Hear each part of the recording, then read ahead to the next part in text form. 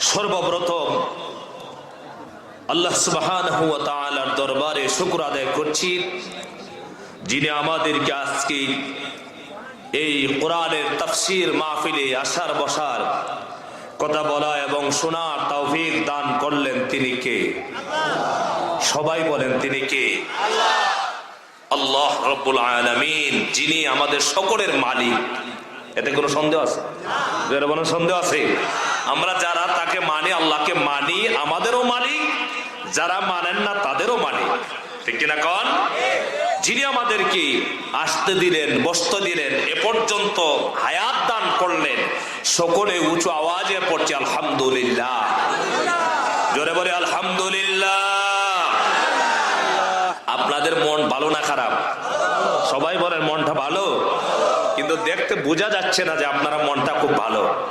কারণ ওই যে দেখেন এই বাইরে অনেক দূরে আছেন। আপনারা রাগ করবেন না তো? আমার কথা রাগ করবেন আপনারা? আমাদের দেশে দেখবেন কোথাও যদি গান বাজনা হয়, মানুষ কিন্তু এরকম ফাঁকা রেখে দাঁড়ায় না, ঠিক কিনা কর? হ্যাঁ, যখন বিভিন্ন নায়ক নায়িকার গান দেখে টিভির সামনে বসে, তখন এমন ভাবে থাকিয়ে থাকে যে পিছন দিকে কি হচ্ছে এই ব্যাপারে কোনো খবরও নাই, ঠিক কিনা কর? কারণ কি? কারণ হলো এখানে কোন পাক দিয়ে কোন নাচ চলে যাবে দেখতে পারবে না, মিস্টেক হয়ে যাবে।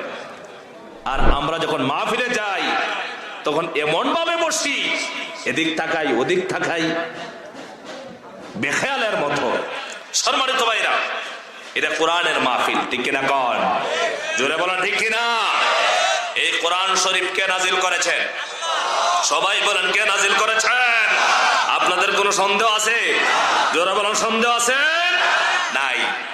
এই কোরআন ১৫০০ বছর প্রায় হয়ে গেছে, এখন পর্যন্ত কোরআন শরীফে একটি ভুল ধরবে তো দূরের কথা, তার দ্বারে কাছেও কে যেতে পারে নাই, ঠিক কিনা কন?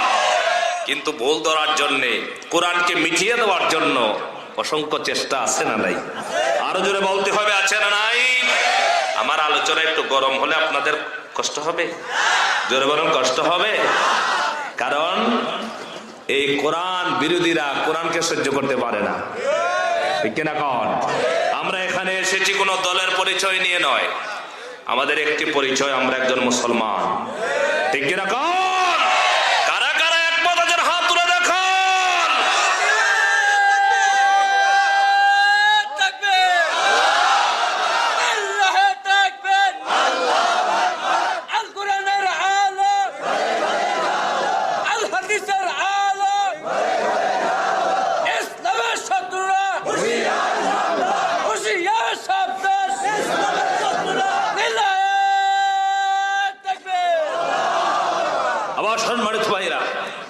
সবচেয়ে দামি জিনিসের নাম হলো ঈমান। জোরে বলেন নাম কি? আরো জোরে বলেন। ঈমান। সব আছে, নামাজ আছে, রোজা আছে, হজ আছে, যাকাত আছে, ঈমান নাই, কোন দাম হবে? কোন লাভ হবে? হবে না। কোরআন শরীফ আল্লাহ তাআলা একটি উদ্দেশ্যে নাযিল করেছেন, সেটা হলো মানুষকে হেদায়েত দেওয়ার জন্য। কিসের জন্য বলেন? আরো জোরে বলেন কিসের জন্য? হেদায়েত পেয়েছেন, নাজাত পাবেন। হেদায়েত নাই, নাজাত পাবেন না। এই জন্যে আমরা এখানে এসেছি ইমানের কিছু তালিম নেওয়ার জন্য, ইমানের কিছু শিক্ষা নেওয়ার জন্য। এই জন্য আমরা ইমানদার হিসেবে দুনিয়াতে এসেছি, মুসলমান হয়ে ইমানদার হিসেবে থাকতে চাই, ইমান নিয়েই কবরে যেতে চাই, ঠিক কিনা কর? মাঝপথে আমরা লাইন আউট হলে চলবে? যদি বলেন চলবে? চলবে না। সম্মানিত ভাইরা, আমাদের ঈমান আছে তো ইনশাআল্লাহ? জোরে বলেন ঈমান আছে না নাই? আমরা যদি ঈমান না থাকতো তাহলে এখানে আমরা আসতাম না। আমরা সবাই ঈমানদার। এই কোরআন শরীফ ঈমানদার যারা, তাদের কাছে তেলাওয়াত করলেই মজা লাগে, ভালো লাগে, ঠিক কিনা কর? আর যারা মুনাফিক, তাদের কাছে ভালো লাগে না। এই জন্য আল্লাহ তাআলা কোরআন শরীফ দিয়া তাম পৃথিবীর মানুষকে 3 ভাগে বিভক্ত করে দিয়েছেন। কয় ভাগে? সবাই বলেন কয় ভাগে? একদল হলো মুমিন, একদল মুমিন, একদল কাফের, একদল মুনাফিক। দলে বলেন আছে না নাই? আমরা প্রথম নম্বরের দল হব মুমিন, ঠিক কিনা কন? মুমিন হলেই নাজাত ইমাম ছাড়া কোনো উপায় থাকবে না। এই জন্য সম্মানিত ভাইরা, যত নবী রাসূল দুনিয়াতে এসেছেন, সমস্ত নবী এবং রাসূলগণ পৃথিবীতে মানুষকে ইমানের দাওয়াত দিয়েছেন। কিসের দাওয়াত? জোরে বলেন, কিসের দাওয়াত দিয়েছেন? এক আল্লাহর দাওয়াত দিয়েছেন। দাসত্ব করো, গোলামি করো, মাথা নত করো কার সামনে? আরো জোরে বলেন, কার সামনে? আর এই দাওয়াত দিতে গিয়া অসংখ্য নির্যাতনের শিকার নবী রাসূলগণ হয়েছেন। কথা বলেন ঠিক কিনা?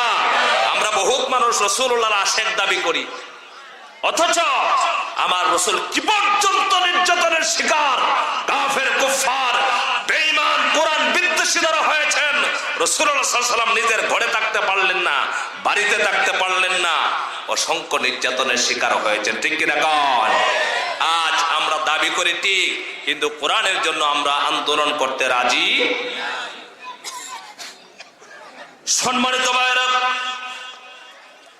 আমরা এখানে এসেছি, আমাদের পরিচয় হল আমরা মুসলমান, আমরা মুমিন। আল্লাহ পাক মুমিনদের ব্যাপারে বলেছেন, ইন্নাল্লাযীনা আমানু ওয়া আমিলুস সালিহাতি কানাত লাহুম জান্নাতুল ফিরদাউসি নুজুলা খালিদিনা ফিহা লা ইয়াবগুনা আনহা হিওয়ালা।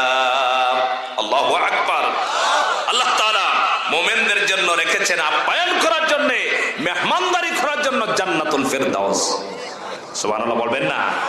জান্নাতুল ফিরদাউসে যেতে চান আপনারা? জোরে বলেন, চান? আল্লাহ তাআলা বলেছেন, নিশ্চয় আমি মুমিনদেরকে আপ্যায়ন করার জন্য, মেহমানদারি করার জন্য, জায়গা দেওয়ার জন্য আমি আল্লাহ পাক জান্নাতুল ফিরদাউস রেখে দিয়েছি। এই জান্নাতুল ফিরদাউসের ভিতরে মুমিন বান্দা বান্দিগুলি সারা জীবন থাকবে, কোনোদিন বের হবে না, জান্নাত থেকে বের হওয়ার জন্য আকাঙ্ক্ষা পোষণ করবে না। বলেন সুবহানাল্লাহ। জান্নাতে যেতে চান আপনারা? এত সহজ নয়। আমার সম্মানিত ভাইরা, এই যে আমাদের সামনে কোরআন দেখতে পাচ্ছেন, এই কোরআন রাসূলুল্লাহ সাল্লাল্লাহু আলাইহি ওয়াসাল্লামের বয়স যখন হলো 40 বছর। কত বছর? সবাই বলেন কত বছর? 40 বছর বয়সে কোরআন নাজিল হয়েছে। কত বছর? 40 বছর বয়সে কোরআন নাজিল হয়েছে। রাসূলুল্লাহ সাল্লাল্লাহু আলাইহি ওয়াসাল্লাম 40 বছরের আগে মানুষকে এইভাবে দাওয়াতের কাজ করেন নাই, মানুষকে পথ দেখাতে পারেন নাই। যখন 40 বছর বয়সে কোরআন নাজিল হলো, রাসূলুল্লাহ যখন মক্কার মানুষকে বললেন, এক আল্লাহর দাসত্ব করো, গোলামি করো, আল্লাহর বিধান ছাড়া কারো বিধান চলবে না, তখন এই মক্কার কাফের, কুফফারের দলে রাসূলুল্লাহর উপরে অত্যাচার শুরু করেছে। ঠিক কিনা কন? আজও আপনি সমাজের মধ্যে সবচেয়ে ভালো মানুষ হতে পারবেন যতক্ষণ পর্যন্ত আপনি জমিনে হক কথা বলবেন না। কথা বলেন না কেন? আপনি গ্রামের মুরব্বী, আপনি নেতা, আপনি ইমাম, আপনি মুয়াজ্জিন, আপনার এলাকার মানুষ, আপনি ততক্ষণ পর্যন্ত ভালো থাকতে পারবেন যতক্ষণ পর্যন্ত জমিনে হক কথা বলবেন না, ততক্ষণ পর্যন্ত আপনি ভালো থাকতে পারবেন। যখনই আপনি হক কথা বলা শুরু করবেন, তখন দেখবেন বাতিলের দল আপনার বিরুদ্ধে লেগে গেছে। ঠিক এরকম আমার ভাইরা, মক্কার মানুষের চরিত্র ছিল খারাপ। এমন চরিত্র তাদের ছিল, হত্যা, দর্শন, খুন, খারাপি, মানুষের জায়গা দখল করার থেকে নিয়ে এমন কোন চরিত্র ছিল না যে চরিত্র মক্কার মানুষের ভিতরে ছিল না। রাসূলুল্লাহ সাল্লাল্লাহু আলাইহি ওয়াসাল্লাম, আমার ভাইরা, রাসূলুল্লাহ কেমন চরিত্র ছিলেন? আমার ভাইরা, আল্লাহ পাক রাসূলুল্লাহ চরিত্র সার্টিফিকেট দিয়েছেন। নবীজি কেমন নেতা ছিলেন, আহারে কেমন নবী ছিলেন। আপনার আমার ভাইরা, আমাদের দেশে দেখবেন বহুত মানুষের স্লোগান দেওয়া হয়, অমুক ভাইয়ের চরিত্র ফুলের মতো পবিত্র। পবিত্র শব্দটা কোথায় ব্যবহার করতে হয়, এই ব্যবহারটাও এখন পর্যন্ত মুসলমানেরা জানে না।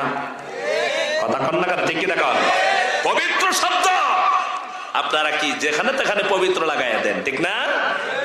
খুব সহজ হয়ে গেছে। অথচ যার ভিতরে মদের নেশা আছে, জুয়া আছে, নারীবাজি আছে, টেন্ডারবাজি আছে, এমন পুরো অপরাধ নাই যে অপরাধ করে না। এই সব মানুষের ব্যাপারে আমরা বলি তার চরিত্র ফুলের মতো পবিত্র। ঠিক কিনা কন? অথচ কুরআনুল কারীমের মধ্যে অনেক কুরআনুল কারীমের মধ্যে লেখা আছে পবিত্র কুরআনুল কারীম। আমার ভাইরা পবিত্র কাবা শরীফ, ঠিক কিনা কোন? আমার ভাইরা রাসূলুল্লাহ সাল্লাল্লাহু আলাইহি ওয়াসাল্লামের চরিত্রের ব্যাপারে আল্লাহ পাক সার্টিফিকেট দিয়েছেন, ইন্নাকা লাআলা খুলুকিন আযীম। আল্লাহু আকবার। নবী আপনি মহান চরিত্রের উপরে প্রতিষ্ঠিত, কোন সুবহানাল্লাহ। আপনাকে আমি মহান চরিত্র দিয়ে পাঠিয়েছি, সুবহানাল্লাহ। নবীজিকে কেমন চরিত্র আল্লাহ পাক দিলেন একজন মানুষ বলতে পারবে না। আপনি কি গ্যারান্টি দিতে পারবেন নাকি জীবনে একটি মিথ্যা কথা বলেন নাই, একজনকে কষ্ট দেয় নাই, একজনকে গালি দেয় নাই, এমন গ্যারান্টি কেউ দিতে পারবে না। কিন্তু আল্লাহ পাক রাসূলুল্লাহর ব্যাপারে বলছেন, নবীজি আপনি হলেন মহান চরিত্রের অধিকারী। রাসূলুল্লাহ সাল্লাল্লাহু আলাইহি ওয়াসাল্লাম মক্কার মানুষের চরিত্র দেখলেন, আহারে কি সমাজ তাদের ভিতরে ছিল। তারা হত্যা দর্শন, আপনারা বলেন আজ থেকে ১৫০০ বছর আগে মক্কার মানুষের চরিত্রের বয়ান আমরা দেই আর বলি এই যুগটা ছিল জাহেলি যুগ। বলে কেনা কর কি বলা হয়? আইয়ামে জাহেলি যুগ, যার মানে দর্শন ছিল, হত্যা ছিল, মদ ছিল, জুয়া ছিল, পরের জায়গা দখল করা ছিল, ডাকাতি ছিল, চুরি ছিল, জেনা ব্যভিচার সব ছিল। সেই জন্য জাহেলি যুগ বলা হতো।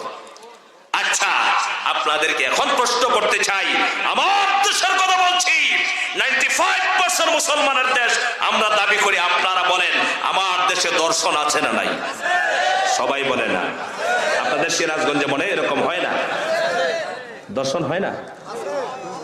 এখানে সিরাজগঞ্জে হয় না, কিন্তু বাংলাদেশ অসংখ্য জায়গায় হয়। হয় কিনা কাল? কোন হয় না? জুয়া খেলা হয় না? মদ হয় না? মানুষের জায়গা দখল করে না? তাহলে ১৫০০ বছর আগের এই যুগকে আমরা বলি জাহেলি যুগের যুগ। বর্তমানের যুগটা কিসের যুগ? কথা কন না কেন? এইটাও জাহেলি যুগ। বরঞ্চ কোন কোন ক্ষেত্রে জাহেলি যুগকে পিছনে ফেলে দিয়ে অগ্রে সামনে চলে গেছে, ঠিক কিনা কাল?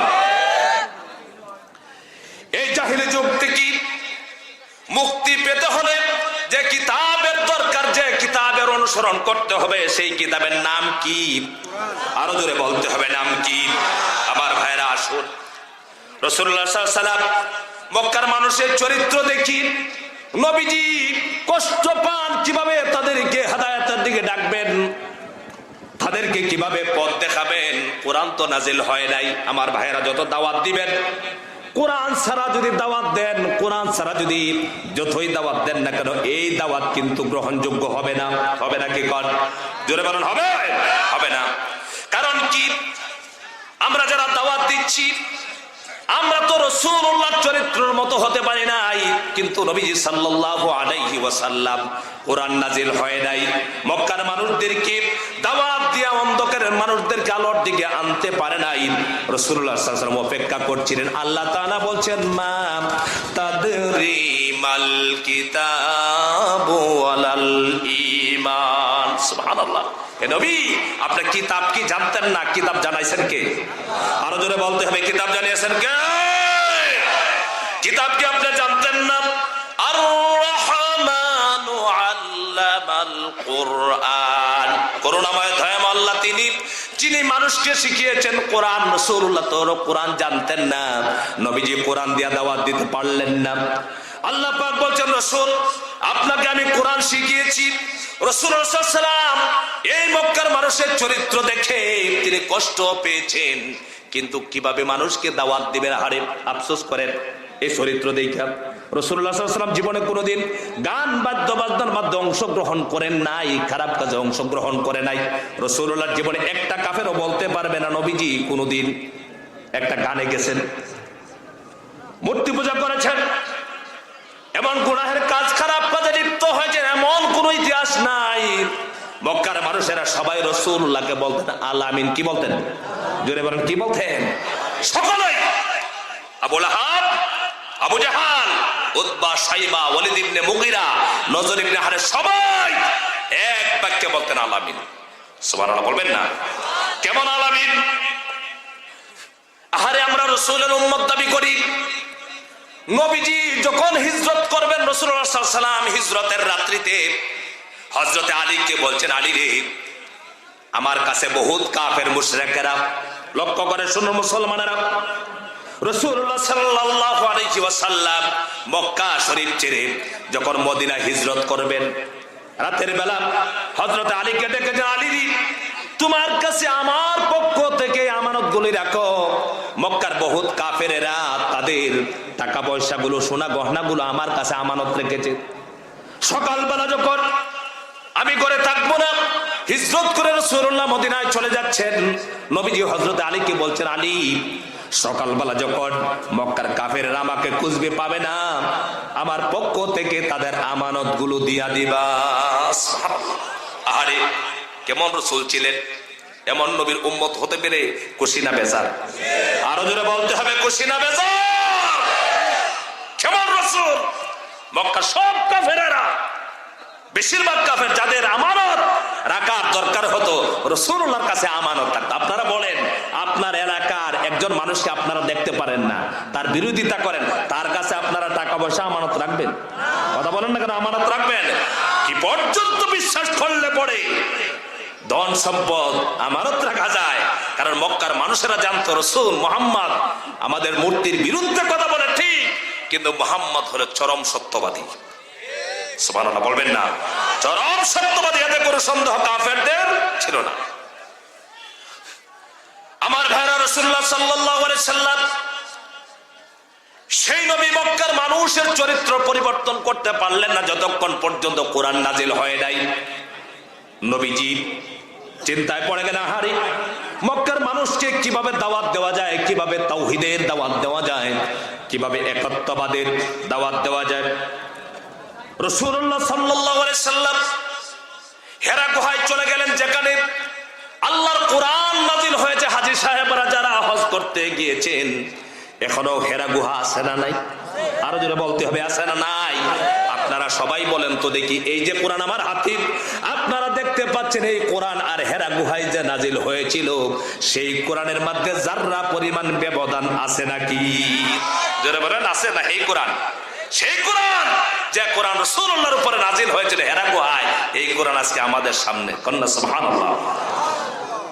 রাসূলুল্লাহ সাল্লাল্লাহু আলাইহি ওয়াসাল্লাম হেরা গুহায় চলে গেলেন, সেখানে আল্লাহ পাকের ইবাদত বندگی করছিলেন। আল্লাহ পাক মানুষের হেদায়েতের জন্য কোরআন নাজিল করবেন রাসূলুল্লাহর কাছে। হেরা গুহার ভিতরে আল্লাহ পাক কোরআন পাঠিয়ে দিলেন, হযরত জিবরাইল আলাইহিস সালাতু ওয়াস সালাম নিয়ে এসেছেন। সর্বপ্রথম রাসূলুল্লাহর কাছে এই কোরআন এসেছে। এই পৃথিবীতে কোরআন ছিল এর আগে? জোরে বলেন, কোরআন ছিল? আজ আপনারা বলেন তো দেখি, কোন দেশে কোরআন শরীফ নাই? কথা বুঝেন না আপনারা? এমন কোন দেশ আছে কোরআন নাই? জোরে বলেন না। তামাম পৃথিবীতে কোরআন শরীফ আছে, কোরআন শরীফ আছে। কোরআন ছিল, কোরআন আছে, কিয়ামত পর্যন্ত কোরআন থাকবে, কেউ কোরআনকে মিটিয়ে দিতে পারবে না। ঠিক কি না? রাসূলুল্লাহ সাল্লাল্লাহু আলাইহি ওয়াসাল্লাম এর কাছে কোরআন নিয়ে এসেছেন। নবীজি তো কোথাও পড়েন নাই, নবীজির কাছে কোরআন নিয়ে এসেছেন। রাসূলুল্লাহর সামনে এসে রাসূলুল্লাহ সাল্লাল্লাহু আলাইহি ওয়াসাল্লাম কি সর্বপ্রথম হযরতে জিবরাইল আলাইহিস সালাম বলেছেন, নবী আপনি পড়ুন, ইকরা বিসমি রাব্বিকাল্লাযী খালাক। সর্বপ্রথম কোরআনের শব্দ হলো ইকরা। জোরে বলেন কি? আরো বলেন না, জোরে বলেন না। ইকরা শব্দের অর্থ কি? পড়ুন। পড়ুন, পড়ার কথা। আজকে আমরা কোরআন শরীফ পড়ি? কথা বলেন না কেন? কোরআন শরীফ পড়ি। আমার ভাইয়ের, আল্লাহর কোরআন সামনে আছে। আমি চ্যালেঞ্জ করে বলতে পারি, যে সমাজে, যে রাষ্ট্রে কোরআনের শিক্ষা নাই, যে সমাজের মধ্যে যুবক যুবতীরা কোরআন দিয়ে তার জীবন ছাড়ে না, সেই সমাজ কোনদিন ভদ্র সমাজ হতে পারে না। ঠিক কি না? সেই সমাজ কোনদিন শান্তির সমাজ হতে পারে না। কোরআনকে মাইনাস করে দুনিয়ার কোন তন্ত্র মন্ত্র দিয়া কিয়ামত পর্যন্ত যুব সমাজের চরিত্রের উন্নতি হতে পারে না। একমত আছেন আপনারা? এই জন্য কোরআন শরীফের শিক্ষার দরকার আছে না নাই? আরো জোরে বলতে হবে, আছে না নাই? কোরআন শরীফের শিক্ষা আমাদের আজ নেই, থাকবে তো দূরের কথা। এমন অনেক জায়গা আছে যারা কোরআনের সাথে সম্পর্ক রাখে, তাদেরকে অসংখ্য নির্যাতনের শিকার হতে হয়, অনেক মামলা দেওয়া হয়, হামলা দেওয়া হয়। এই জন্য আমি বলতে চাই, আজ থেকে ১৫০০ বছর আগের আবু জাহেল কোরআনকে প্রতিষ্ঠা করতে দেয় না, বিরোধিতা করেছিল। ১৫০০ বছরের আগের আবু জেহেল আর বর্তমান কোরআন বিদ্বেষীদের সময়ের যদি পার্থক্য থাকে, চরিত্রের মধ্যে এক জররা বেশ কম নাই। ঠিক কি বলেন? কারা কারা একমত একটু হাত করে দেখতে চাই।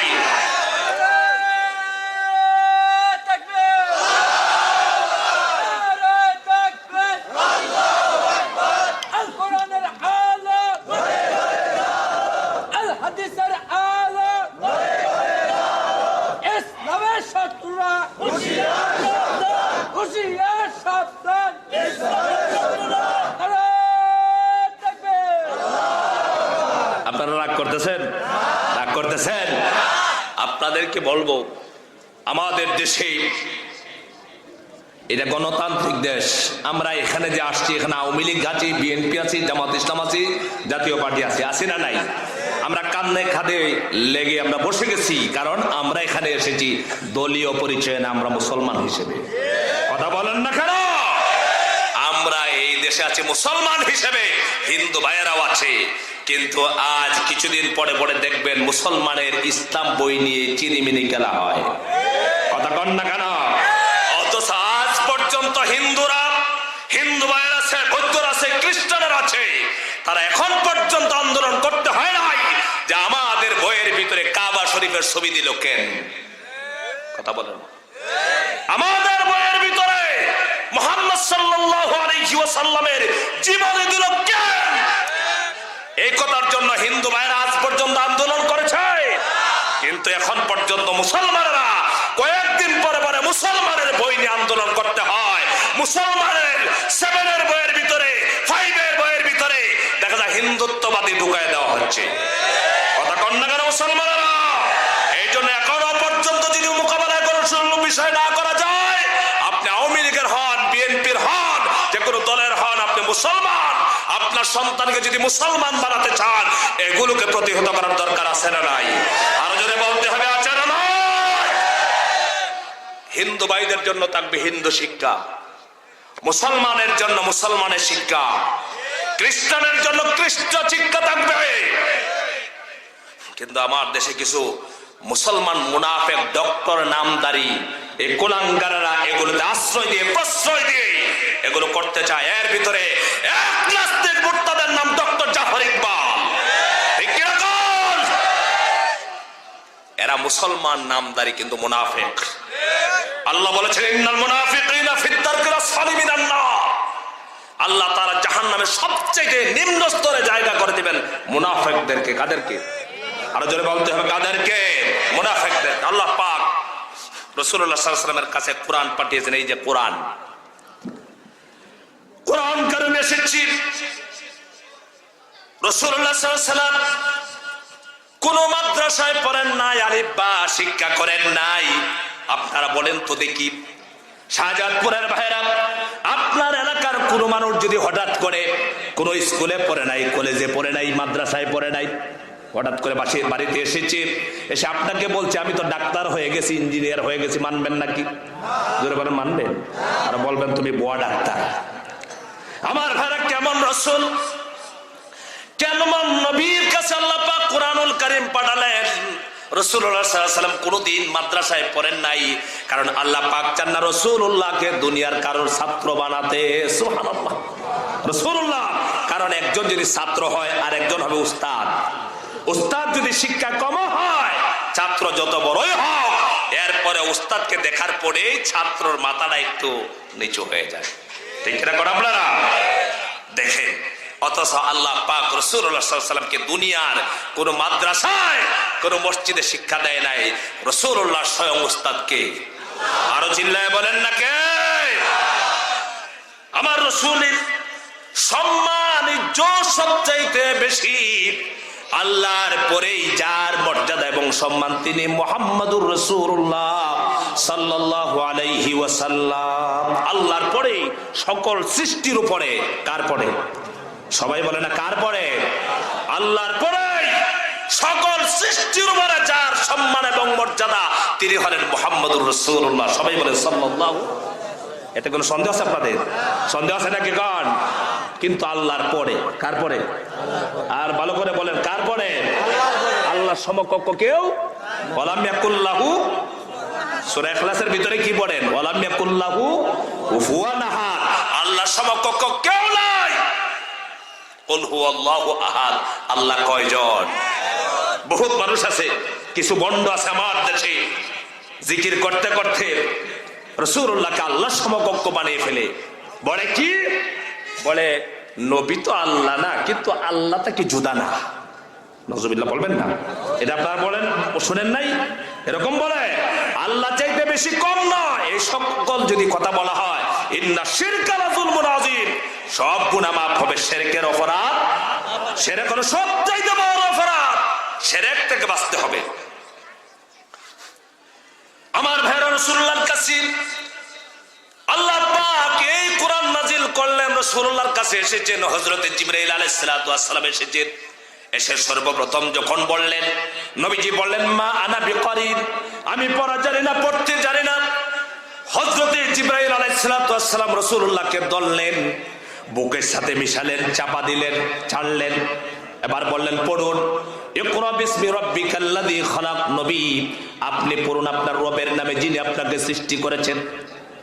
সম্মানিত ভাইরা, রাসূলুল্লাহ তিনবার বললেন আমি পড়া জানি না। তিনবার যখন চাপা দিলেন, আল্লাহ রাসূল সাল্লাল্লাহু আলাইহি ওয়াসাল্লাম সঙ্গে সঙ্গে কোরআন পড়া শুরু করেছেন। সর্বপ্রথম আল্লাহ পাক কোরআনুল কারীমের সূরা আলাকের 5টি আয়াত নাযিল করলেন। কয়টি আয়াত? জোরে বলুন, কয়টি আয়াত? 5টি আয়াত নাযিল হলো। নবীজি বাড়িতে এসেছেন, হযরতে খাদিজার কাছে এসেছেন, সব ঘটনা বয়ান করলেন। হযরতে খাদিজা পণ্ডিতের কাছে নিয়ে গেলেন। হযরতে খাদিজা রাসূলুল্লাহকে কত ভালোবাসতেন। হারে, আজকে স্বামী স্ত্রীর মাঝে ঝগড়া আছে না নাই? আমার রাসূলকে হযরতে খাদিজা কত ভালোবাসতেন। নবীজির বয়স ছিল 25 আর হযরতে খাদিজার বয়স 40। শুধু রাসূলুল্লাহর চরিত্র থেকে হযরতে খাদিজার পক্ষ থেকে নবীজির কাছে বিয়ের পয়গাম পাঠিয়েছিলেন। সুবহানাল্লাহ। হযরতে খাদিজা রাসূলুল্লাহকে নিয়ে গেলেন পণ্ডিতের কাছে। পণ্ডিত বলে দিলেন, কোনো সমস্যা নাই, সংক্ষেপে বলছি। কোরআন নাজিল হলো। নবীজি এই কোরআন শরীফকে মুখস্থ করার জন্য রাসূলুল্লাহ বারে বার তেলাওয়াত করেন। কি জানি বলে যান, আমি যদি এখানে ভুল করি ওই হুজুর বলে দিবেন, ইনি বলে দিবেন। কিন্তু রাসূলুল্লাহর চিন্তা হলো, আমি যদি বলে যাই আমাকে কে বলে দিবেন? টেনশন করেন, চিন্তা করেন। এই কোরআনকে মুখস্থ করার জন্য, তুটস্থ করার জন্য, কণ্ঠস্থ করার জন্য রাসূলুল্লাহ বারে বার যখন তেলাওয়াত করেন, আল্লাহ পাক রাসূলুল্লাহর কাছে আয়াতে কারিমা নাযিল করলেন। আল্লাহ পাক নবীজিকে বললেন, লা তুহাররিক বিহি লিসানাকা লিতা'জালা বি ইন্না আলাইনা জামআহু ওয়া কুরআনা। হে নবী, আমি দেখতে পাচ্ছি আপনি কোরআনকে মুখস্থ করার জন্য বারে বার আপনি কষ্ট করতেছেন, আপনার জিহ্বাকে নাড়াচ্ছেন। রাসূল, আপনার জিহ্বাকে নাড়াতে হবে না, কষ্ট করতে হবে না। আপনার ভিতরে ইন্না আলাইনা জামআহু ওয়া কুরআনা, নিশ্চয়ই কোরআনকে আপনার ভিতরে জমায়া দেওয়া, মুখস্থ করিয়ে দেওয়ার দায়িত্ব কার? আরো যারা বলেন কার? রাসূলুল্লাহর কাছে কোরআন নাজিল হয়েছে। এইভাবে আস্তে আস্তে নাজিল হতে লাগলো। মাঝখানে বিরতি হলো। নবীজির বিরতি হওয়ার পর কোরআন নাজিল হচ্ছে। আল্লাহ পাক রাসূলুল্লাহ সাল্লাল্লাহু আলাইহি ওয়াসাল্লামকে বলছেন কোরআন শরীফ দিয়া, আল্লাহ তাআলা বললেন, ওয়া আনজির আশিরাতাকাল আকরাবিন, হে নবী আপনার নিকটাত্মীয়দেরকে আপনি সতর্ক করুন, আপনি ভীতি প্রদর্শন করুন। রাসূলুল্লাহ সাল্লাল্লাহু আলাইহি ওয়াসাল্লামের কাছে কোরআন নাজিল হয়েছে। নবীজি দাওয়াত দিতে লাগলেন। সর্বপ্রথম দাওয়াত দিলেন কার কাছে? হযরতে খাদিজার কাছে। কাল সুবহানাল্লাহ। কার কাছে দাওয়াত দিলেন? নিজের ঘরে দাওয়াত শুরু করলেন। আমরা নিজের ঘরে দাওয়াত দেই না, দাওয়াত দেই বাইরে। আর রাসূল দাওয়াত দিলেন কোথায়? আরো জোরে বলেন না। আল্লাহ পাক নবীজিকে বললেন, নবী আপনি দাওয়াতের কাজ করুন। কি দাওয়াতের কাজ রাসূলুল্লাহ শুরু করলেন? হযরতে খাদিজার কাছে বললেন, খাদিজা তুমি ঈমান আনার পর লা ইলাহা ইল্লাল্লাহু মুহাম্মাদুর রাসূলুল্লাহ সাল্লাল্লাহু আলাইহি ওয়াসাল্লাম। নবীজি শুধু দাওয়াতটা দিলেন, খাদিজার সাথে সাথে কালিমা পড়ে মুসলমান হয়ে গেলেন। সুবহানাল্লাহ বলবেন না? হযরতে খাদিজা রাসূলুল্লাহ সাল্লাল্লাহু আলাইহি ওয়াসাল্লামকে একবারের জন্য জিজ্ঞেস করলেন না, আপনি আমার স্বামী, আপনি আমাকে দাওয়াত দেন, আপনার উপর ঈমান আনবো না, এই কথা বললেন না, কোনো প্রশ্ন করলেন না। হযরতে খাদিজা বিশ্বাস করে কালেমা পড়ে মুসলমান হয়ে গেলেন। রাসূলুল্লাহ সাল্লাল্লাহু আলাইহি ওয়াসাল্লাম হযরতে খাদিজাকে কত ভালোবাসতেন। এখানে অনেক মা বোনেরা এসেছেন। আরে আজকে আমাদের স্বামী স্ত্রীর ভিতরে মহব্বত নাই, ভালোবাসা নাই। কারণ হলো কি, একজন আরেকজনকে বিশ্বাস করতে পারে না, স্বামী স্ত্রীকে বিশ্বাস করে না, আর স্ত্রী স্বামীকে বিশ্বাস করে না। আমার ভাইরা, হযরতে খাদিজা রাসূলুল্লাহকে এত ভালোবাসতেন, আল্লাহ তাআলা রাসূলুল্লাহ সাল্লাল্লাহু আলাইহি ওয়াসাল্লামকে বলেছেন, নবী আপনি ছিলেন এতিম, আপনি ছিলেন গরিব, আমি আল্লাহ পাক আপনাকে ধনী বানায় দিলাম। কোন সুবহানাল্লাহ। নবীজির কোনো টাকা পয়সা ছিল না। হযরতে খাদিজা কি বিয়ার পরে হযরতে খাদিজা রাসূলুল্লাহর কাছে সমস্ত সম্পদ এনে দিয়া নবীজিকে বলছেন, নবী আজ থেকে এই সম্পদ আর খাদিজার নয়, এই সম্পদ হলো আপনার। সুবহানাল্লাহ। হযরতে খাদিজা নবীজিকে বললেন, নবী আজ থেকে এই সমস্ত সম্পদের মালিক আমি আর খাদিজা না, আপনাকে দিয়ে দিলাম। সুবহানাল্লাহ বলবেন না? এমন কোন স্ত্রী আছে? বরঞ্চ আমরা দেখতে পাই বাবার বাড়ির থেকে যদি মোটরসাইকেল একটা নিয়ে আসে, কাঠ পালং নিয়ে আসে, মাঝে মাঝে স্বামীর সাথে ঝগড়া লাগলে বলে, বেটা রাগ করো, গুসা দেখাও, আমার বাবার বাড়ির মোটরসাইকেল ছাড়া তোমার ওই জায়গায় লাগাইতে পারো নাই। তা কয় না কেন? বলে কিনা কোটা দেয় কিনা? এখনো যেখানে যে কাঠে শুয়ে আছো, এই কাঠটা তো আমার বাবার দেয়া, কোটা দেয় কিনা? কথা কন না কেন?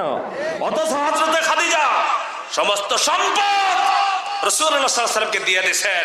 নবীজিকে বলেছেন, নবীজি আপনি ইসলামের জন্য আপনার ইচ্ছা মতো খরচ করবেন, আমার কোনো কথা না। জীবনে একদিন রাসূলুল্লাহ সাল্লাল্লাহু আলাইহি ওয়াসাল্লামকে জিজ্ঞাসা করেন নাই হযরতে খাদিজা যে আপনি সম্পদ ব্যয় করলেন কেন? সুবহানাল্লাহ। আরে হযরতে খাদিজা কেমন ছিল? হযরতে খাদিজা রাদিয়াল্লাহু তাআলা আনহা ছিলেন তিনি ঘরের দিকে সান্তনাকারী। রাসূলুল্লাহর চাচা যখন মারা গেলেন আবু তালেব, এবং হযরতে খাদিজা যখন ইন্তেকাল করলেন, রাসূলুল্লাহ অসহায় হয়ে গেলেন। আল্লাহর নবী কি এই মক্কার কাফির বেঈমানরা যখন নির্যাতন করতে মারত, রাসূলুল্লাহ কার কাছে দুঃখ বলবেন, বেদনা বলবেন? হারে কোনো জায়গা ছিল না। ঘরের ভিতরে আসার পরে হযরতে খাদিজার কাছে সে সমস্ত দুঃখ বেদনা বলতেন।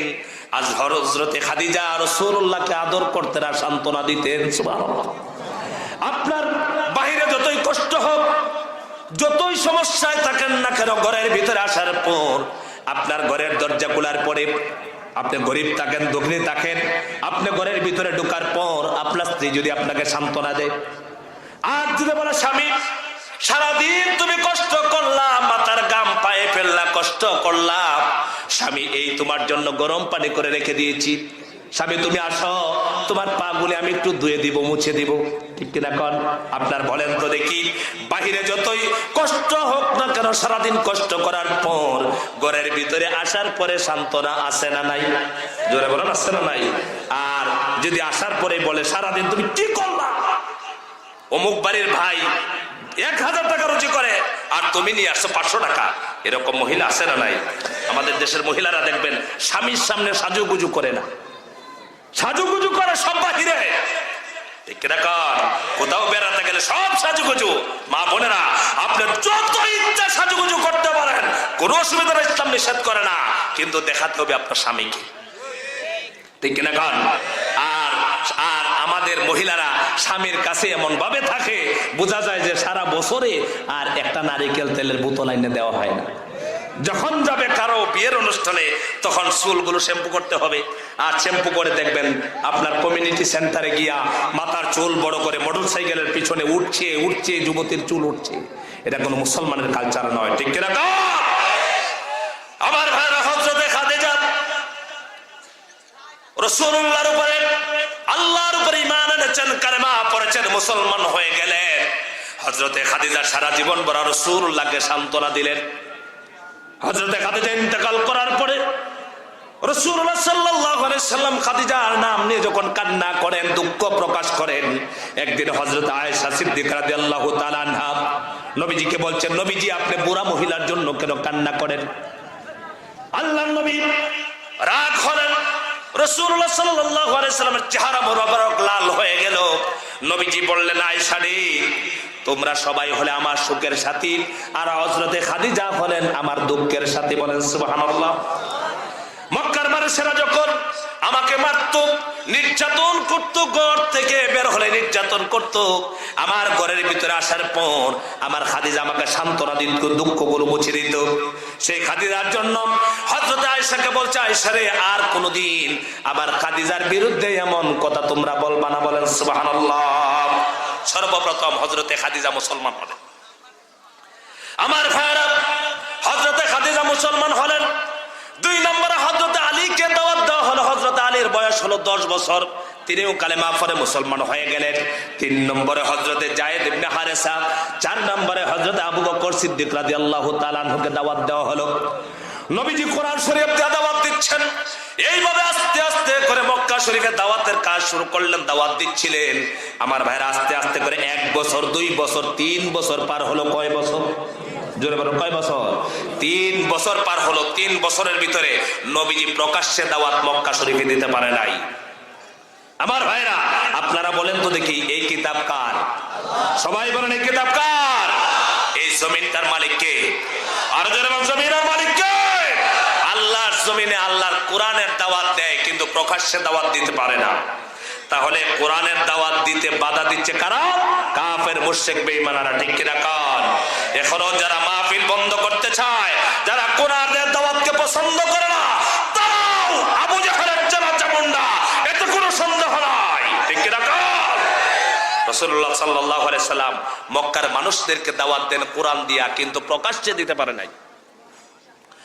আমার ভাই, আল্লাহ পাক নবীজির কাছে কোরআনুল কারীমের আয়াত নাজিল করলেন। নবী, আপনার উপরে যে কিতাব নাজিল করেছি, কোরআনুল কারীম নাজিল করেছি, আপনি সবগুলি মানুষের কাছে তাবলীগ করে দেন। আল্লাহ পাক বলছেন, ইয়া আইয়ুহার রাসূলু বাল্লিগ মা উনজিলা ইলাইকা মির রাব্বিকা ওয়া ইল্লাম তাফআল ফামা বাল্লাগতা রিসালাতা ওয়াল্লাহু ইয়াসিমুকা মিনান নাস। হে নবী, হে রাসূল, আপনার উপর আমার পক্ষ থেকে, আপনার রবের পক্ষ থেকে যা নাজিল করা হয়েছে, আপনি তাবলীগ করে দেন, মানুষের কাছে পৌঁছায়া দেন। তাবলীগ মানে কি? পৌঁছায়া দেন, দাওয়াত দিয়া দেন। হে রাসূল, আপনি দাওয়াতের কাজ করতে গিয়া আপনি যখন মক্কার কাফেরদেরকে দাওয়াত দিবেন, কালেমার দাওয়াত দিবেন, আল্লাহ পাক তো জানেন তখন কাফেরেরা কিন্তু ভুল বিছানা দিবে না, তারা নির্যাতন করবে, মারবে, ঘরে আসতে দিবে না, বাহিরে যাইতে দিবে না। আল্লাহ পাক জানেন। আল্লাহ পাক এই জন্য রাসূলুল্লাহ সাল্লাল্লাহু আলাইহি ওয়াসাল্লামকে বলছেন, নবী আপনি দাওয়াত দিবেন, আপনাকে কাফের কুফাররা যতই নির্যাতন করুক না কেন, মানুষের হাত থেকে আমি আল্লাহ পাক আপনাকে হেফাজত করব। আমার ভাইরা, রাসূলুল্লাহ সাল্লাল্লাহু আলাইহি ওয়াসাল্লাম এই কোরআন শরীফ দিয়ে দাওয়াত দিতে লাগলেন। কি দিয়া দাওয়াত দিচ্ছেন বলেন? সবাই বলেন, কি দিয়া? এই কোরআন শরীফ আজও আছে না নাই? আরো জোরে বলতে হবে, আছে না নাই? ও মুসলমানেরা, আমার পারিবারিক জীবন থেকে, সামাজিক জীবন থেকে শুরু করে রাষ্ট্রীয় জীবন পর্যন্ত এই কোরআন দিয়ে চালানোর জন্য কোরআন এসেছে। এই কোরআন শুধু নামাজের জন্য আসে নাই, কোরআন শুধু রোজার জন্য আসে নাই, কোরআন শুধু হজের জন্য আসে নাই, কোরআন শুধু যাকাতের জন্য আসে নাই। কোরআন হলো আমার জীবনের পূর্ণাঙ্গ জীবন বিধান হিসেবে কোরআন নাজিল হয়েছে। ঠিক কিনা কান? আর এই কোরআন মানতে পারলেই শান্তি হবে, সমাজে শান্তি হবে, রাষ্ট্রে শান্তি হবে। কোরআনকে মাইনাস করে, কোরআনকে বাদ দিয়া কিয়ামত পর্যন্ত কোন নেতা, কোন নেত্রীর আদর্শ দিয়া কিয়ামত পর্যন্ত শান্ত প্রতিষ্ঠা সম্ভব নয়, সম্ভব নয়, সম্ভব নয়। ঠিক কিনা বলেন? এতে কোনো সন্দেহ আছে আপনাদের? জোরে বলেন, সন্দেহ আছে? কারণ রাসূলুল্লাহর চরিত্রের মানুষ তো কেউ নাই, আছে? আপনি বলেন রাসূলুল্লাহর মতো চরিত্র এমন কোন মানুষকে আজ বলতে পারবে? কিন্তু নবীজি 40 বছরের ভিতরে মক্কার মানুষকে চরিত্রবান বানাতে পারেন নাই। এর মাত্র কারণ হলো একটা, কোরআন শরীফ নাই। কি নাই? জোরে বলেন, জোরে বলেন, কি নাই? কোরআন শরীফ নাই। আমার সম্মানিত ভাইরা, আল্লাহ রাব্বুল আলামিন এই কোরআন কেন রাসূলুল্লাহর উপরে নাজিল করেছেন? আল্লাহ তাআলা সূরা ইব্রাহিমের ভিতরে বলছেন, বিসমিল্লাহির রহমানির রহিম, আলিফ লাম রা, কিতাবুন আনজালনাহু ইলাইকা লিতুখরিজান নাসা মিনাজ যুলুমাতি ইলান নূর। আল্লাহু আকবার। হে নবী, আপনার উপরে এই কিতাব এই জন্য নাযিল করেছি যাতে আপনি অন্ধকারের মানুষদেরকে আলোর দিকে আনতে পারেন। তার মানে হলো হত্যাকারী হোক, দর্শনকারী হোক, পরে জায়গা দখলকারী হোক, টেন্ডারবাজি হোক, যত খারাপ চরিত্রের মানুষ আছে, এই মানুষদেরকে আপনি কোরআনের আলো দিয়া, কোরআন দিয়া, দাওয়াত দিয়া আপনি আলোর দিকে আনবেন। সম্মানিত ভাইরা, আহারে এই কোরআন শরীফ দিয়া নবীজি মক্কা শরীফে সমাজ প্রতিষ্ঠা করলেন, মদিনা শরীফে সমাজ প্রতিষ্ঠা করলেন। ইতিহাসের পাতার মধ্যে লেখা থাকবে কিয়ামত পর্যন্ত নবীজি কোরআনের সমাজ কায়েম করেছিলেন। এই সমাজ এত সুন্দর হয়েছিল, রাতের অন্ধকারে নারীরা যখন মাইলের পর মাইল ঘর থেকে বের হয়ে যেত, ইফতিজিং করবে তো দূরের কথা, দর্শন করবে তো দূরের কথা, একটা যুবক জিজ্ঞেস করতো না তুমি যাবে কোথায়। সুবহানাল্লাহ। আজ আপনারা বলেন, আজ একজন মানুষ আমার সামনে দাঁড়ায়া বলতে পারবে না যে হুজুর আমার ইউনিয়নে, আমার থানায়, আমার জেলায় আমি গ্যারান্টি দিতে পারি যে আমার থানায় নারীরা রাতের পর রাত অন্ধকারে হাঁটতে পারবে, কেউ নারীকে জিজ্ঞেস করবে না, ইফতিজিং করবে না। এই গ্যারান্টি কেউ দিতে পারবে? জোরে বলেন পারবে? কিন্তু আমি আল্লাহর কোরআন নিয়ে শপথ করে বলতে পারি, এই কোরআন যদি আমার দেশের যুবক যুবতীরা 100% মেনে চলে, এই সমাজও সেই 1000 বছর আগের সমাজ সম্ভব। ঠিক কিনা বলেন? এই সমাজে হত্যা হবে না, দর্শন হবে না। আল্লাহ তাআলা গ্যারান্টি দিয়েছেন, ফামান তাবিআ হুদায়া ফালা খাউফুন আলাইহিম ওয়ালা হুম ইয়াহজানুন। আমার কোরআনের হেদায়েত যারা গ্রহণ করবে, তাদের পারিবারিক জীবনে, সামাজিক জীবনে, রাষ্ট্রীয় জীবনে এই সমাজে হত্যা, দর্শন, কোন খারাপের ভয় থাকবে না। সুবহানাল্লাহ বলবেন না? এই কথা কি আমার? জোরে বলেন না কেন? আমার না আল্লাহর? আল্লাহর কথা বেশ কম আছে। জোরে বলেন বেশ কম আছে নাই? মক্কা শরীফে রাসূলুল্লাহ সাল্লাল্লাহু আলাইহি ওয়াসাল্লাম দাওয়াত দিচ্ছেন গোপনে গোপনে, প্রকাশ্যে না গোপনে? গোপনে। 3 বছর রাসূলুল্লাহ সাল্লাল্লাহু আলাইহি ওয়াসাল্লাম প্রকাশ্যে দাওয়াত দিতে পারেন নাই। 3টা বছর হয়ে গেল কোরআন শরীফ নাজিল হয়েছে, মাত্র কয়েকজন মানুষ মুসলমান হলো। আহারে আফসোস, আজ আমরা বিশাল মাহফিল করতে পারি, অথচ এই কোরআন নাজিল হয়েছে মহামানব মুহাম্মদ রাসূলুল্লাহ সাল্লাল্লাহু আলাইহি ওয়াসাল্লামের উপরে, মানুষকে হেদায়েতের দিকে আহ্বান করছেন, কিন্তু প্রকাশ্যে করতে পারেন। মাদ্রাসা হলো হযরত আরকাম রাদিয়াল্লাহু তাআলা আনহুর বাড়িতে, সাফা পাহাড়ের নিচে হযরত আরকাম রাদিয়াল্লাহু তাআলা আনহুর বাড়িতে ঘরের ভিতরে গোপনে গোপনে কোরআন শরীফ পড়া হয়। আস্তে আস্তে করে দাওয়াত দিতে লাগলেন। রাসূলুল্লাহ সাল্লাল্লাহু আলাইহি ওয়াসাল্লামের বয়স যখন হলো 43 বছর, যখন রাসূলুল্লাহর বয়স হলো, এবার রাসূলুল্লাহ সাল্লাল্লাহু আলাইহি ওয়াসাল্লাম সিদ্ধান্ত নিলেন আর গোপনে দাওয়াত দেওয়া হবে না, এবার দাওয়াত দেওয়া হবে প্রকাশ্যে। সুবহানাল্লাহ। গোপনে না প্রকাশ্যে? আমার ভাইরা, কয়েকজন মানুষ মুসলমান হলো, সিদ্ধান্ত নিলেন প্রকাশ্যে এবার দাওয়াত দেওয়া হবে। যখন প্রকাশ্যে দাওয়াত শুরু করলেন, এবার কাফেররাও বিরোধিতা করলো প্রকাশ্যে। দাওয়াত শুরু প্রকাশ্যে, বিরোধিতা প্রকাশ্যে। এবার বিরোধিতা শুরু হয়েছে কাফেরদের। আমার ভাইরা, যারা কোরআন শরীফ মেনেছেন, ঈমান এনেছেন, ঈমান আনার কারণে রাসূলুল্লাহ সাল্লাল্লাহু আলাইহি ওয়াসাল্লাম 5 বছর হয়ে গেল কোরআন নাজিল হলো, মাত্র 141 জন মানুষ মুসলমান। কতজন? যেরকম কতজন? আমরা কতজন আছি এখানে? কতজন আছে? 141 না বেশি? অথচ 141 জন মানুষ মুসলমান। তারা যখন দাওয়াত গ্রহণ করেছেন, এই কোরআন গ্রহণ করেছে, ঈমান গ্রহণ করেছেন, ঈমানের কারণে কাফেররা নির্যাতন শুরু করলেন। আহারে, যারা ঈমান এনেছেন, ঈমান আনার কারণে ঘর থেকে বের হতে পারেন না গরিব গরিব সাহাবীরা, সর্বপ্রথম যখন ঈমান এনেছেন, এর ভিতরে হযরতে বেলাল, নাম শুনেছেন আপনারা? হযরতে বেলাল, কালো মানুষটা, দলা মানুষ, যদি বলেন কালো না দলা, অত্যন্ত কালো। বহুত মানুষ রূপের খুব বড়াই করে, খুব সুন্দর হয়ে গেলে চেহারা যদি সুন্দর হয়, মনে করে যে আমি সবচেয়ে ভালো, খুব সুন্দর। আমার ভাই, আল্লাহর কাছে শুধু রূপের কোনো দাম নাই, শুধু টাকা হইলে সম্মানিত হওয়া যায় না, শুধু ক্ষমতার কারণে হওয়া যায় না, যদি তাকওয়াবান না হওয়া যায়। ঠিক কিনা বল? হযরতে বেলাল কালো মানুষ, গরিব মানুষ, টাকা নাই, পয়সা নেই। মুসলমানেরা সারা জীবন তো ওয়াজ শুনলেন। আহারে, শুধু টাকাওয়ালা হইলেই পরে আল্লাহর কাছে সম্মানিত হওয়া যায় না। হযরতে বেলালের বাড়ি হাবশা থেকে হিজরত করে এসেছেন, তাও আবার কৃতদাস মানুষ, গোলাম মানুষ, ঘর নাই বাড়ি নাই, কৃতদাস গোলাম মানুষ, কালো মানুষ, অত্যন্ত কালো মানুষ। আল্লাহ রাব্বুল আলামিনের কাছে এত পছন্দ হযরতে বেলালকে হলো, আল্লাহর হাবিব হলেন মসজিদে নববীর ডাইরেক্ট ইমাম, আর হযরতে বেলাল হলেন ডাইরেক্ট মুয়াজ্জিন। বলেন সুবহানাল্লাহ। এক সাধারণ মসজিদ, আপনাদের তালগাছির মসজিদ মনে করুন, হযরতে বেলাল হলেন মসজিদে নববীর মুয়াজ্জিন। সুবহানাল্লাহ। রাসূলুল্লাহ হলেন ইমাম আর হযরতে বেলাল মুয়াজ্জিন। আকাশচুম্বী জনপ্রিয়তা, আল্লাহ তাআলা সম্মান বাড়ালেন ঈমানের কারণে।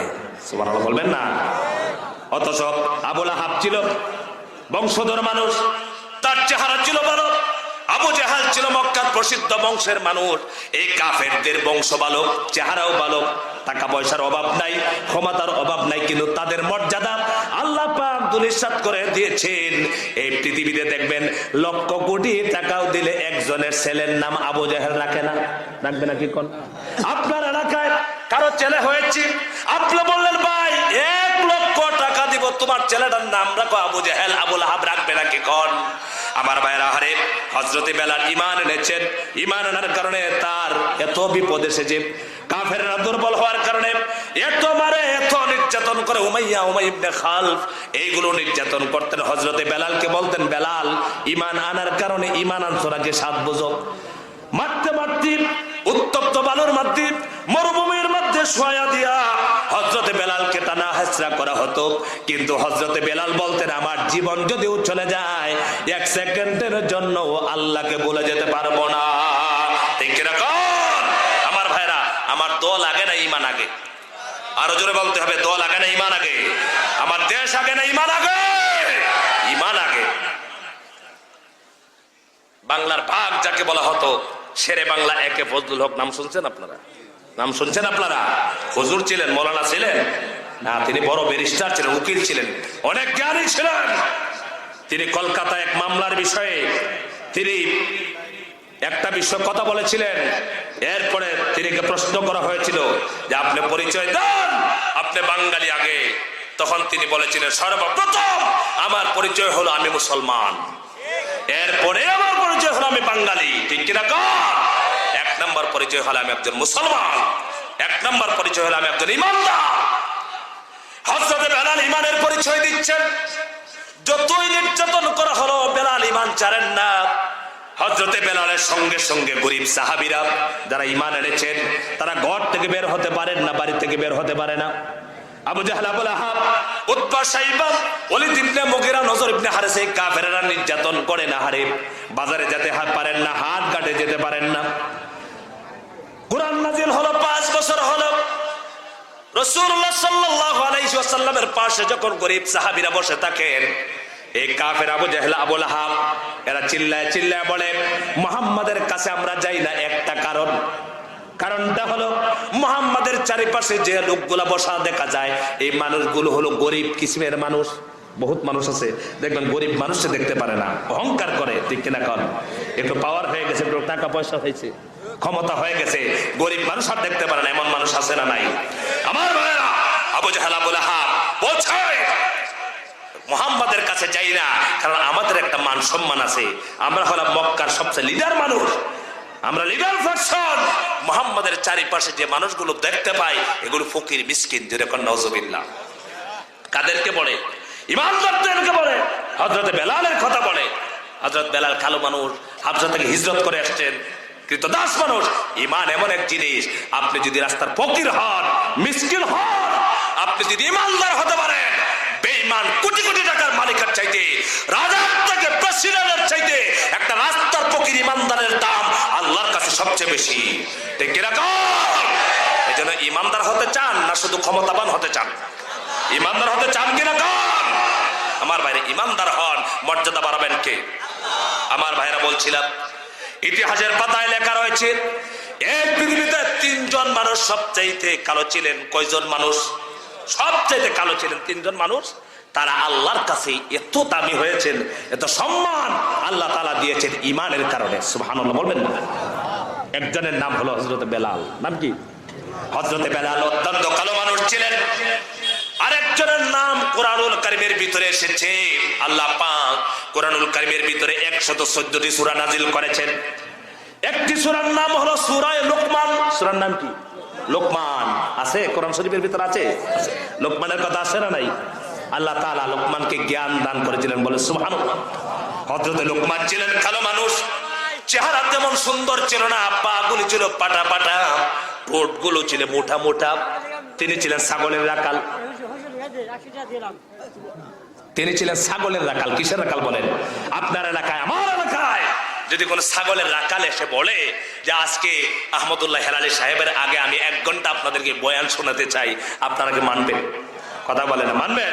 আপনারা বলবেন বেটা ছাগলের রাখালি করে আসছে এখানে ওয়াজ করতে, তোর কাজ ওয়াজ করা নয়, তোমার কাজ ছাগলের রাখালি করা। হযরত লোকমান ছাগলের রাখালি করতেন। আল্লাহ তাআলা এত জ্ঞান দিয়েছিলেন, এত সম্মান দিয়েছিলেন। হযরত লোকমান যখন কথা বলতেন তখন সব মানুষ এসে হযরত লোকমানের কথাগুলো শুনতেন। সুবহানাল্লাহ বলবেন না? শরীয়তের বিধানের ব্যাপারে কথা বলতেন হযরত লোকমান। কালো মানুষ, অত্যন্ত কালো মানুষ ছিলেন হযরত লোকমান। এত মর্যাদা সম্পন্ন হয়ে গেলেন। হযরত লোকমান দুনিয়ার মধ্যে বড় ধনী ছিলেন না, অত্যন্ত কালো মানুষ ছিলেন। কিন্তু আল্লাহ পাক সূরা লোকমান নাজিল করেছেন। হযরত লোকমানের কথাগুলো, নসিহতগুলো আল্লাহ তাআলা সূরা লোকমানের ভিতরে এত সুন্দর করে ফিট করে দিয়েছেন। হযরত লোকমানের কথা যদি কোরআনুল কারীমের আয়াত মানে আল্লাহ পাক নাজিল করেছেন হযরত লোকমানের কথাগুলো। আর লোকমানের কথা রইল না, আল্লাহ পাক লোকমানের কথাগুলোকে আল্লাহর আয়াত বানায় দিলেন। কালো মানুষ ছিলেন, একজন হলেন হযরত বেলাল, আর একজন ছিলেন হযরত লোকমান, আরেকজন ছিলেন হযরত মাহজা রাদিয়াল্লাহু তাআলা আনহু। তিনি হচ্ছেন অত্যন্ত কালো মানুষ, তার মর্যাদা আল্লাহ পাক এত বাড়িয়ে দিলেন। এই 3 জনের কথা এসেছে। আমার ভাইরা, আল্লাহ পাক বলছেন বান্দারা শুধু টাকা পয়সা হইলেই পরে, শুধু ক্ষমতা হইলেই পরে সম্মান পাওয়া যায় না। সম্মানের মালিককে, আরো জোরে বলতে হবে, সম্মানের মালিককে। এই সম্মানের মালিক আল্লাহ পাক। আপনারা রাগ করবেন কথা বললে? আমরা দেশ জাতীয় সংসদে একজনের কথা বলি। একজন ম্যাডাম গিয়েছিলেন, মহিলা, তিনি খুব গান টান বলতেন, ঠিক না? যেরকম ঠিক কিনা কারণ তিনি গান বলতে বলতে একদিন বলে ফেললেন যে আমি হুজুরেরা পড়তে জানে কিতাব, আমিও তো সিয়াসিত্তার 6টা কিতাব জানি। বলছিল কিনা কোন? আপনারা বলেন বলছিল কিনা? মানে তার মানে হলো ক্ষমতা পাইছে তো সংসদের দ্বারা যা ইচ্ছা তাই বলছে। আসলে আপনারা বলেন তো দেখি, এই মহিলাকে সবাই চিনেন, আমি আর নাম বললাম না, আপনারা বলেন এই মহিলা কি সিয়াসিত্তার 6টা কিতাব জানে? কথা বলেন না কেন? সত্য কথা বলতে হবে। বলেন জানে কিতাব? এই মহিলা কি কিতাব পড়া জানে? উনি কি কামিল ফাস? উনি কি দাওরা হাদিস পড়েছেন? পড়ে নাই, কিন্তু বলছে কি সিয়াসিত্তার কিতাব 6টা পড়ছে। আচ্ছা, সিয়াসিত্তার কিতাব সব পড়ছে, কিন্তু সিয়াসিত্তার কিতাবের ভিতরে পর্দার বিধান নাই। কথা বলে না কেন? হক কথা বললে আপনারা রাগ করবেন না? সিয়াসিত্তার কিতাবের ভিতরে পর্দার বিধান আছে না নাই? তার মানে হলো যা ইচ্ছা তাই বলছে, খুব ক্ষমতা দেখাইছে। প্লান্টিক শটে এই বছর আউট। কথা কয় না কেন? এখন কি সেলআউট পাওয়া যাবে? পুলিশ সেলআউট দিয়ে নিবে, গার্ড দিয়ে নিবে, সব শেষ। আল্লাহ যদি একবার সম্মান বাড়ায় দেয়, মারা যাওয়ার পরেও সম্মান বাড়ে, মারা যাওয়ার পরেও জানা যায় শরীর করার জন্য কোটি কোটি তাওহীদি জনতা মারা যাওয়ার পরে প্রস্তুত হয়ে যায়। ঠিক কিরকম? এই মর্যাদা কার পক্ষ থেকে আসে? তাম পৃথিবীর মানুষ যদি চেষ্টা করেও দর্শক বানাতে চায়, অত্যাচারী বানাতে চায়, এরপরেও মানুষ তা কবুল করে না, মানুষ গ্রহণ করে না। মানুষ বরঞ্চ এই কোরআনের দায়ীকে আল্লাহর ওলি হিসেবে মেনে নিয়েছে। এই মর্যাদা দান করেছেন কে? একজন দর্শকের জানাজায় যাওয়ার জন্য এত পাগল হওয়ার কথা না, ঠিক না? কল এজন্য আমার ভাইরা বলছিলাম, আল্লাহ রাব্বুল আলামিন ঈমানের কারণে এত মর্যাদা বাড়ায় দেন। হযরত বেলাল ছিলেন কালো মানুষ, শুধু ধনী হইলেই পরে, টাকাওয়ালা হইলেই পরে ইজ্জত বাড়ে না, সম্মান বাড়ে না। আল্লাহ পাক বলছেন ইন্না আকরামাকুম ইনদাল্লাহি আতকাকুম, নিশ্চয় আমার কাছে এই মানুষগুলো সবচাইতে সম্মানিত হয়ে যায়, সবচাইতে দামি যে মানুষগুলি সবচাইতে তাকওয়াবান। বলেন সুবহানাল্লাহ। কাকে ভয় পায়? আল্লাহ তাআলাকে ভয় পায়। আমার ভাইরা, নবীজির কাছে সাহাবীরা গরিব সাহাবীরা দিন গ্রহণ করেছেন। গরিব হওয়ার কারণে তাদেরকে নির্যাতন করে ঘর থেকে বের হতে পারে না। হারে আফসোসের ব্যাপার হলো 5 বছর হয়ে গেল কোরআন নাজিল হলো, কিন্তু মুসলমানেরা ঘর থেকে বের হতে পারে না। ঘর থেকে বের হলেই পড়ে আবু জাহাল, আবু লাহাব, উতবা, সাইবা, ওয়ালিদ ইবনে মুগিরা, তাদের চেলা চামুন্ডারা তাদেরকে মারে, নির্যাতন করে। আপনারা বলেন তো দেখি, এই মানুষগুলো কি চুরি ডাকাতি করছে নাকি? চুরি করছে, ডাকাতি করছে, কারো জায়গা দখল করছে? এক অপরাধ, তারা ঈমান এনেছে। মুসলমানেরা আজ আমরা ঈমানকে একবারে সুলাইল কলার মতো পেয়ে গেছি। অথচ প্রথম যুগের মুসলমানেরা ঈমান আনতে গিয়া, ঈমান রক্ষা করতে গিয়া অসংখ্য সাহাবীরা জীবন দিয়ে শাহাদাত বরণ করেছেন। ঠিক কি না?